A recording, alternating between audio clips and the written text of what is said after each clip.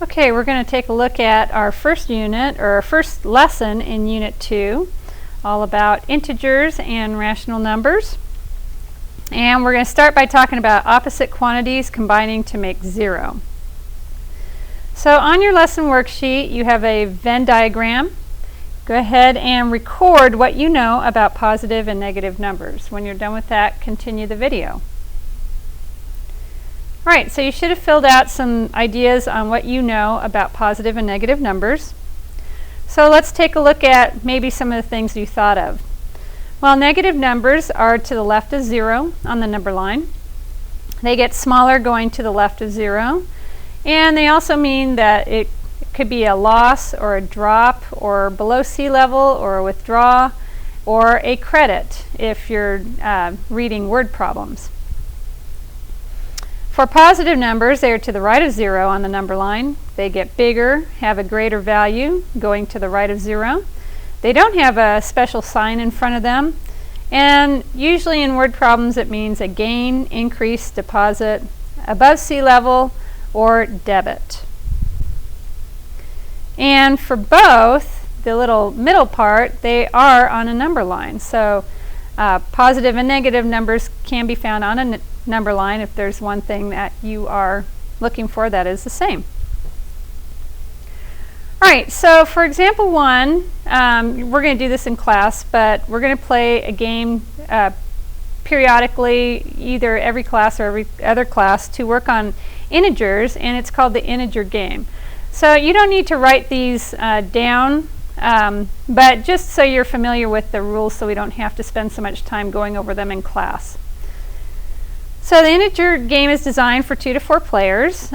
Each player begins with the game with a score of 0, and the object of the game is to return to a score of 0 by picking up and discarding integer cards. And below are the basic rules. So a student serves as a dealer as well as a player and provides each player with 4 cards. The dealer turns one more face card up on the playing surface, starting a discard pile. The remaining cards become a draw pile. The player to the dealer's left begins play. On his or her turn, a player must select or may select the top card from either the draw pile or the discard pile. The other player must keep this card and discard another card from their hand to the discard pile. So in this particular version of the game, you always have 4 cards in your hand.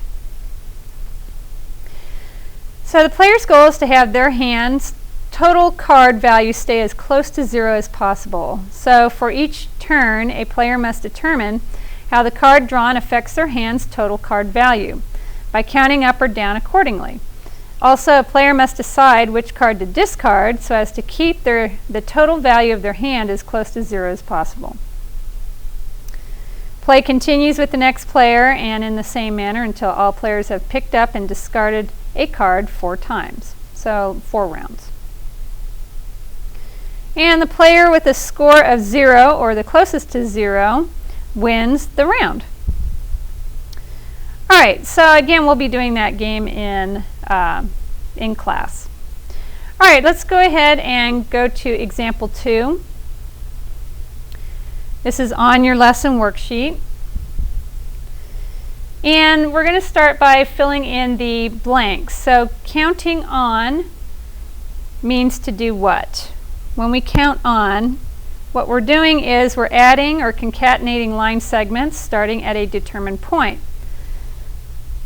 So you want to fill that in your blank. There's not enough, they didn't give you a big enough blank, so you're going to have to write beyond the line given, but do write down this definition for what counting on is. Alright, for counting up corresponds to positive numbers. So when we count up, we're usually going in a positive direction, and so that is symbolized by positive numbers, which means then counting down corresponds to, probably guessed it, negative numbers. So I'm going to go ahead and do a demonstration for this next part. You'll be doing this along with me on your number line. Alright, so with our number line here, let's go ahead and let's say that we have let's pick 7 as our example. So a -7 would be 7 units to the left of 0. So we would find 0 and we would count each unit until we get to 7. So here is 1, 2, 3, 4, 5, 6, 7. So we have moved to the left, so this would be a -7.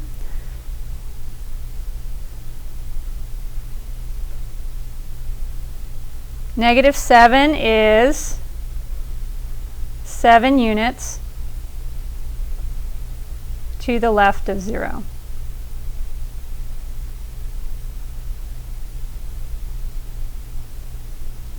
Okay, so 7 units to the left of 0, another way we would say this is the distance of -7 from 0 is 7 units. So the distance of -7 is 7 units. All right, now if we want +7, we would start at 0 again, and we would count 1, 2, 3, 4, 5, 6, and 7. So in this case, a +7, we'll go ahead and draw a division line here. +7 is 7 units to the right of 0. So that means the distance of 7 is also 7.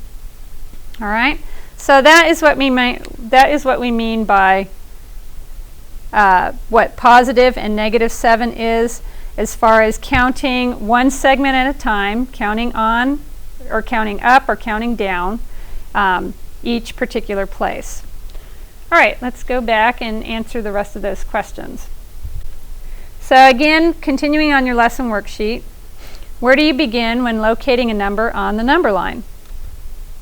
Well, we're going to start at 0. So what do you call the distance between a number on the number line?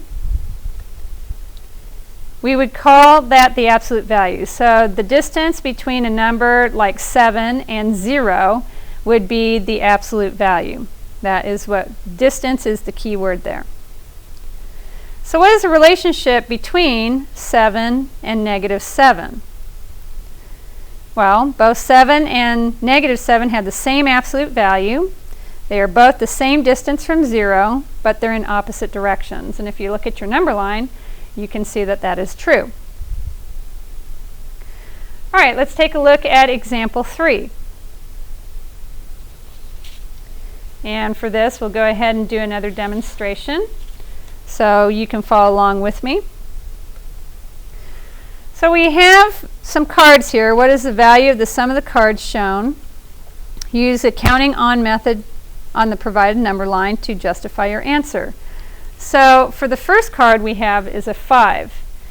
Remember that before we even pick up the first card, we have what value? We actually have 0. So our starting point is at 0. And we're going to go ahead and count up to a +5. So in this case, we would go 1, 2, 3, 4, 5. All right, so now that we are at 5, our next card is a -5. Now we don't start at 0 again, we start where we left off, which was at 5, but now the direction we're going to go is to the left. So now we would count 1, 2, 3, 4, 5. All right, so that's our second card. Then for the next card, and we'll go ahead and mark this. This is our card 1. Okay, card 1, we counted up 5. Count up.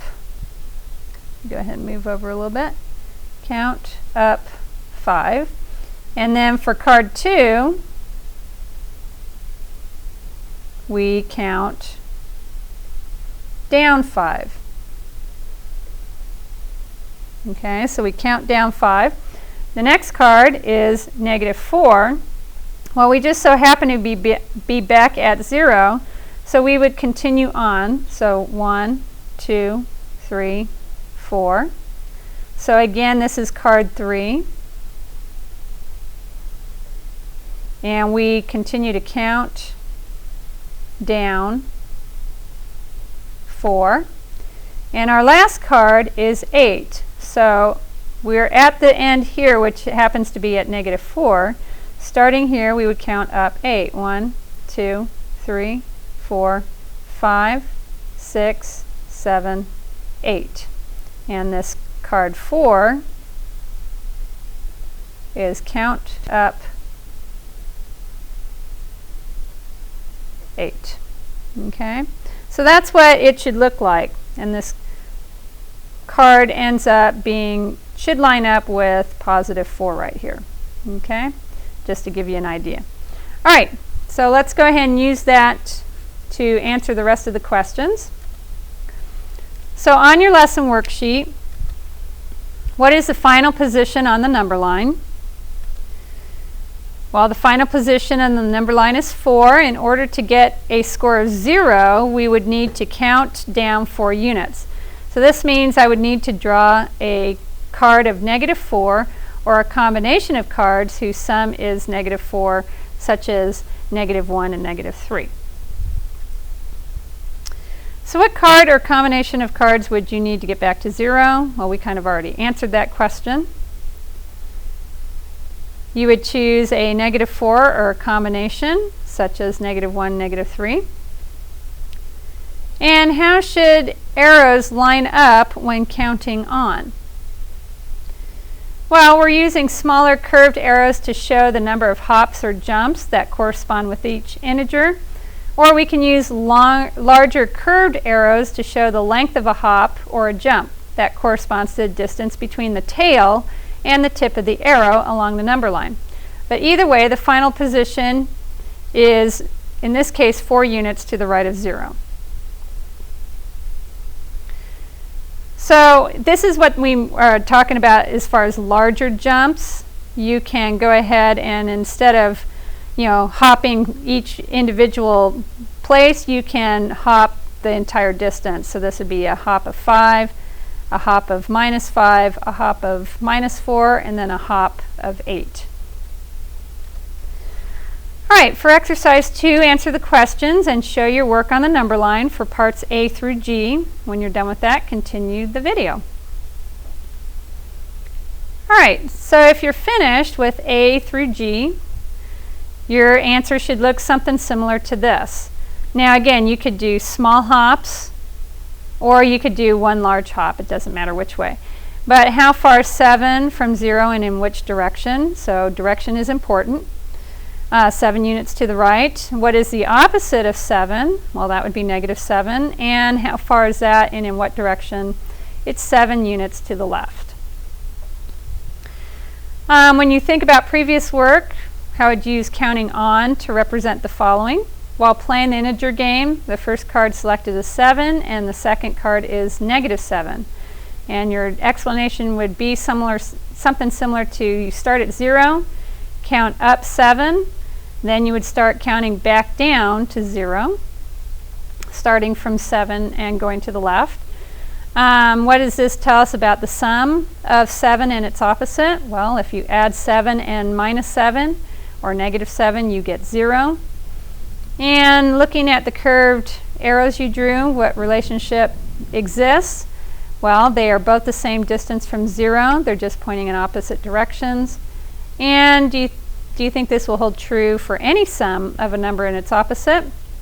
And hopefully you answered that it will, because the distance is the same, they're just in opposite directions. So it doesn't matter what your value is. If you have the opposite of the value, add them together, you're going to get 0.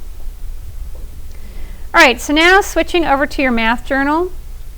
If you need a second to grab that, make sure you put the lesson title at the top. You're going to copy the information about additive inverse in the box on your lesson worksheet to your math journal. So that information about additive inverse, that's really important. And you want to have that in your journal because that's a key definition to have down. When you're done, go ahead and continue. Alright, so you should have the information about the additive inverse. So let's go ahead and do example 4. So let's say I hold up a card with a -10. How would the value of this card represent a temperature? Well, you could say -10 could mean 10 degrees below 0. How would the temperature need to change in order to get back to 0 degrees? Well, the temperature would need to rise 10 degrees. So write a story problem using money that would represent the expression 200 plus -200. Go ahead and stop the video, and it doesn't need to be a long drawn out story, but just a couple of sentences that would explain something that has to do with 200 plus -200 or 200 minus 200. All right, so here's an example. Timothy earned $200 last week. He spent it on a new video game console. How much money does he have left over? And obviously if it was $200, he would have no money. All right, so let's wrap this up. How do you model addition using a number line? Using a number line, how could you find the sum of -5 plus 6? And if Peter says he found the sum by thinking of it as -5 plus 5 plus 1, is this an appropriate strategy? Why do you think Peter did this?